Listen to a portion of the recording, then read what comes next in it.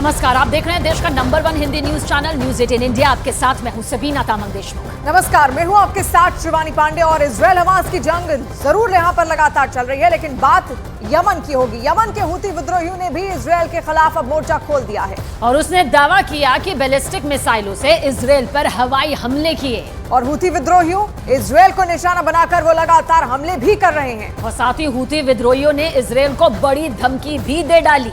और अगर लाल सागर से इजराइल का एक भी जहाज गुजरा तो उस पर ऐसा हमला होगा जो इजराइल सपने में भी नहीं सोचा होगा। ये हूती विद्रोहियों की धमकी है।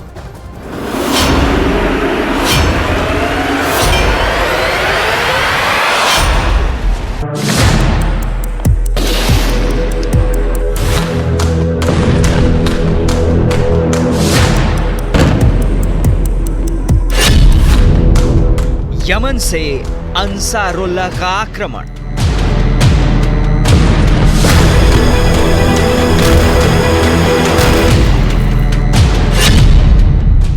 इजराइल पर हूथी का बारूदी निशाना।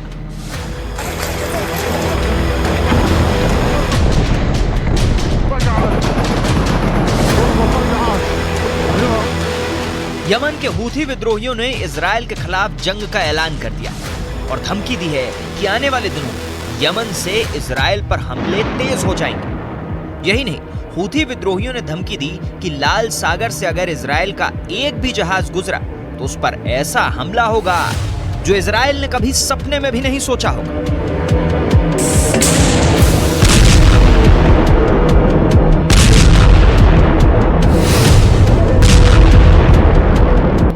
हूथी विद्रोहियों के नेता अब्दुल मलिक बदरुद्दीन अल हूथी ने हमास का साथ देते हुए इजराइल को धमकी दी कि उन पर हमला नहीं रुकने वाला। साथ ही उन्होंने दो टूक कहा कि अगर यमन की सीमा भी फिलिस्तीन से लगती तो हूथी विद्रोही भी इस जंग में शामिल हो जाते। वहीं हूथी विद्रोहियों के नेता की धमकी के बाद यमन से इजराइल पर ताबड़तोड़ मिसाइलें दागी गई, जिन्हें इजराइल के एरो 3 मिसाइल डिफेंस सिस्टम ने फेल कर दिया। लेकिन हूथी विद्रोहियों की धमकी से इजराइल सावधान हो गया। इजराइल की नौसेना ने लाल सागर में सुरक्षा बढ़ा दी। उसने वहां अपने जंगी जहाज तक तैनात कर दिए, क्योंकि हमास और हिजबुल्लाह से जूझ रहे इजराइल के खिलाफ यमन के हूथी विद्रोहियों ने भी जंग का मोर्चा खोल दिया और ऐलान कर दिया कि वो इजराइल पर ड्रोन और मिसाइलों से हमले तेज करेंगे। अतलक़त क़ुव्वतुना अल-मुसल्लहतु बिअौनिल्लाहि तआला دفعة من الصواريخ البالستية على أهداف مختلفة للعدو الإسرائيلي في الأراضي الفلسطينية المحتلة، منها أهداف حساسة في منطقة أم الرشراش إيلات، وذلك بعد 24 ساعة فقط من عملية عسكرية أخرى।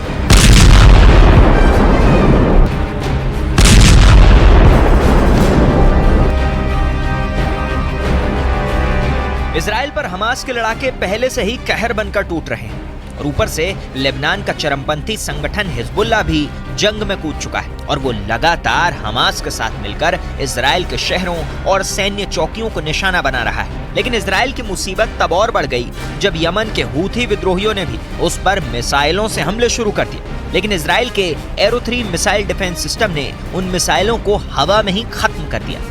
इजराइल का दावा है कि उसका ये एरो 3 मिसाइल डिफेंस सिस्टम रूस के S-400 से भी ज्यादा ताकतवर है। और अगर इजराइल का दावा सही है तो एरो 3 इस वक्त दुनिया का सबसे ताकतवर और सबसे आधुनिक मिसाइल डिफेंस सिस्टम माना जाएगा।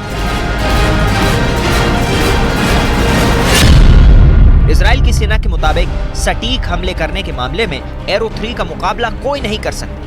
ये चंद मिनटों में ही दुश्मन की मिसाइल को भांपने और उसे हवा में ही तबाह करने की ताकत रखता है। और इजराइल की सेना का दावा है कि हाल ही में किए गए टेस्ट में ये 100% सफल रहा है।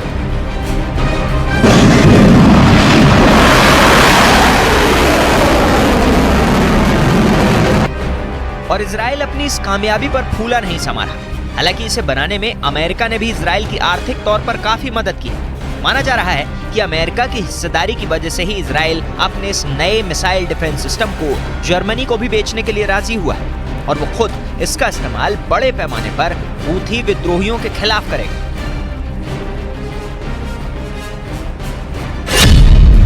क्योंकि लाल सागर के किनारे मौजूद इजराइल के इलाकों में हूथी विद्रोही उसके लिए सबसे बड़ा सिरदर्द बने हुए हैं और वो आए दिन यमन से इजराइल में हमले कर उसे चुनौती देते रहते हैं,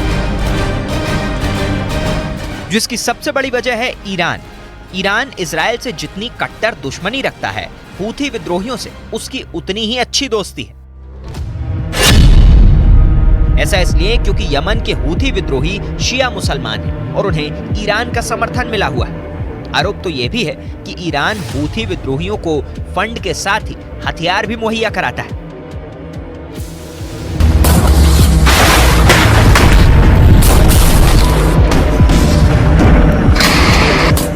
और माना जा रहा है कि अपनी इसी दोस्ती की वजह से हूथी विद्रोहियों ने इजराइल की नाक में दम कर रखा है, क्योंकि वो ईरान के उस प्लान का हिस्सा है जिसके जरिए वो इजराइल को नक्शे से मिटाने की हसरत रखता है। आरोप है कि इसी वजह से यमन से लगातार इजराइल पर हवाई हमले किए जा रहे हैं, ताकि हमास से जारी जंग के बीच इजराइल को चारों तरफ से घेरा जा सके।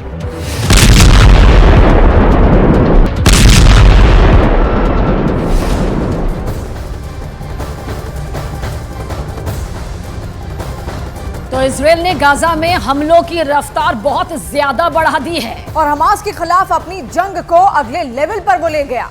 इजराइल के हमलों से गाजा में कोहराम मचा हुआ है चारों तरफ, लेकिन इस बीच जंग का एक एक मोर्चा खुलता हुआ दिख रहा है। इसमें से एक मोर्चा जो खुला है वो दरअसल इजराइल के बगल में ही उसके दोस्त अमेरिका और दुश्मन ईरान में जंग छिड़ती हुई दिखाई देती है। और ऐसा इसलिए क्योंकि ईरान ने अमेरिका के सैन्य ठिकानों पर ड्रोन से हमला किया है। और एक रोज पहले ही अमेरिका ने पश्चिम एशिया में अपने सैन्य अड्डों पर लगातार हो रहे हमलों का बदला लेने के लिए इजराइल के पड़ोसी सीरिया पर 2 हफ्ते में तीसरी बार जबरदस्त एयर स्ट्राइक कर दी। और यह हमला सीरिया में मौजूद ईरान के ठिकानों पर किया गया, जिसके जवाब में ईरान ने पलटवार किया।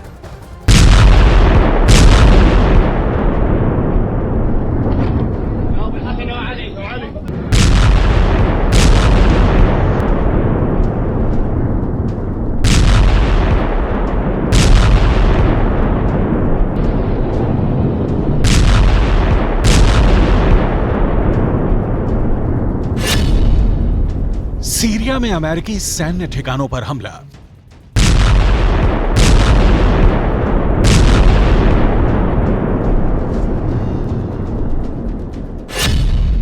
सीरिया में अमेरिका और ईरान के बीच जंग।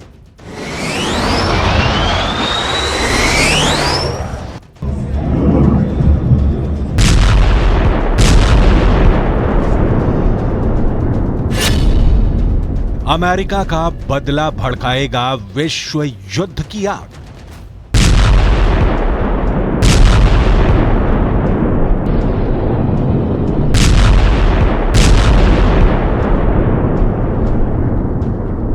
जिसका डर था वो हो गया। ईरान ने सीरिया में मौजूद अमेरिका के ठिकानों पर ड्रोन से बड़ा हमला कर दिया। ईरान ने 24 घंटे के अंदर अपना बदला ले लिया।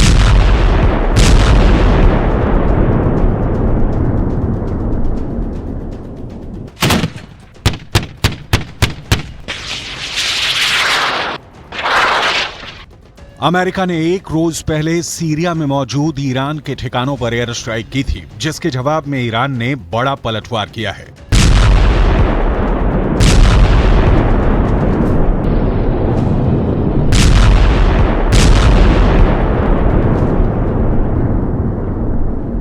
ईरान ने पूर्वी सीरिया में मौजूद अमेरिका के सैन्य ठिकानों पर एक एक कर 4 ड्रोन हमले किए, जिसके बाद अमेरिका को भी एहसास हो गया कि अगर वो ईरान के ठिकानों पर हमला करेगा तो ईरान भी चुप नहीं बैठेगा। अमेरिका ने एक रोज पहले ही सीरिया में मौजूद ईरान के एक हथियार डिपो को निशाना बनाया था।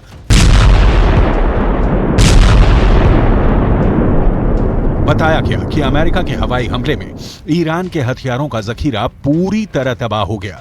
खबर यह भी है कि अमेरिका के इस हमले में ईरान के कई लड़ाके भी मारे गए और अमेरिका के इस हमले के बाद ईरान ने भी बदला ले लिया। पश्चिम एशिया में पहले ही हालात विस्फोटक बने हुए हैं। सिर्फ एक चिंगारी पूरे इलाके में जंग की आग भड़का सकती है और अमेरिका के एयर स्ट्राइक के बाद ईरान ने जिस तरह से हमला किया, उससे तो एक बात पक्की हो गई है कि ईरान खुलकर जंग के मैदान में उतरने को तैयार है।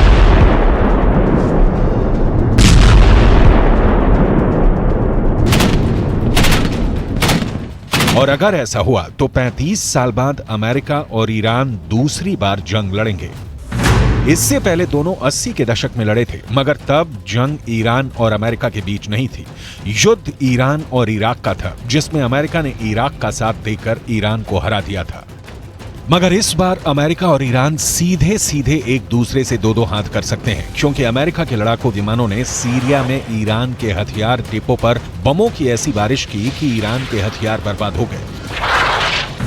अमेरिका ने दावा किया कि पूर्वी सीरिया के दैर एज जोर में मौजूद वो हथियार गोदाम ईरान की सेना की ब्रांच IRGC यानी इस्लामिक रिवॉल्यूशनरी गार्ड कॉर्प्स का था, और वहां पर रखे गए हथियारों से ही इराक और सीरिया में अमेरिका की सेना पर बीते 3 हफ्तों से हमले किए जा रहे हैं। इसीलिए अमेरिका ने ईरान के हथियारों को ही स्वाहा कर दिया, ताकि ना रहे ईरान के हथियार और ना ही अमेरिका के सैनिकों पर हमले किए जा सके। सीरिया में ईरान के अड्डे पर हमला करके अमेरिका ने 2 टूक कह दिया कि अगर उसके सैनिकों पर आंच आए तो वो तमाशा नहीं देखेगा। लेकिन इसके साथ अमेरिका ने ये भी साफ किया कि वो पश्चिम एशिया में लड़ाई बढ़ाना नहीं चाहता। इसलिए अमेरिका की सेना ने सीरिया में ईरान के हथियारों के गोदाम पर रात को उस वक्त हमला किया जब वहां ईरान के इक्का दुक्का लड़ाके ही रहे। लेकिन ईरान को रोकने के लिए अमेरिका का ये पहला एक्शन नहीं है। अमेरिका ने 26 अक्टूबर को भी सीरिया में ईरान के 2 ठिकानों पर हमले किए। यही नहीं, 10 नवंबर को भी अमेरिका ने सीरिया में ईरान के ठिकानों पर हमला किया। ऐसा इसलिए क्योंकि 7 अक्टूबर को इजरायल और हमास की जंग छिड़ने के 10 दिन बाद ही इराक और सीरिया में अमेरिका के सैन्य ठिकानों पर हमले शुरू हो गए थे। इराक और सीरिया में अमेरिका के सैनिक आईसिस की आतंकियों से लड़ रहे हैं, जिन पर 17 अक्टूबर से अब तक करीब 41 बार हमले हो चुके हैं। बताया गया कि उन हमलों में अमेरिका के 46 सैनिक घायल हुए हैं, जिनमें कुछ को तो सिर पर गंभीर चोट आई है। और इराक और सीरिया में ईरान के समर्थन वाले लड़ाके एक्टिव हैं। इसलिए अमेरिका ईरान के इशारे पर उसके लड़ाकों के अपने अड्डों को निशाना बनाने का आरोप लगा रहा है और जवाब में ईरान के ठिकानों पर अटैक कर रहा है। यहाँ तक कि अमेरिका पूरे के पूरे पश्चिम एशिया में अपनी सेना की किलेबंदी कर चुका है और पश्चिम एशिया में अपने सैनिकों की संख्या बढ़ाने से लेकर अमेरिका वहाँ अपने जंगी जहाजों से लेकर F-15 और F-16 जैसे एक से बढ़कर एक लड़ाकू विमान उतार चुका है और थार्ड और पैट्रियट जैसे एयर डिफेंस सिस्टम भी तैनात कर चुका है। अमेरिका ने इलाके में आसमान में गश्त भी बढ़ा दी है, मगर लग रहा है कि अमेरिका के हमले और पश्चिम एशिया में उसकी किलेबंदी ईरान और उसके साथियों के जहन में डर नहीं भर पा रहे, क्योंकि अमेरिका के हमलों के बाद सीरिया और इराक में उसके सैनिकों पर हमले और बढ़ गए हैं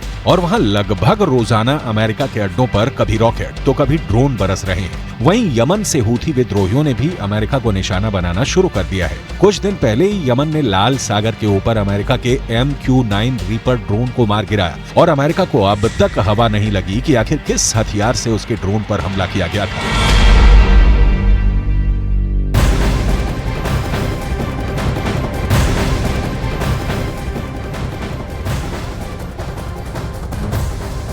और बड़ी खबर, गाजा के अल-शिफा अस्पताल में इजरायल की सेना का ऑपरेशन जारी है।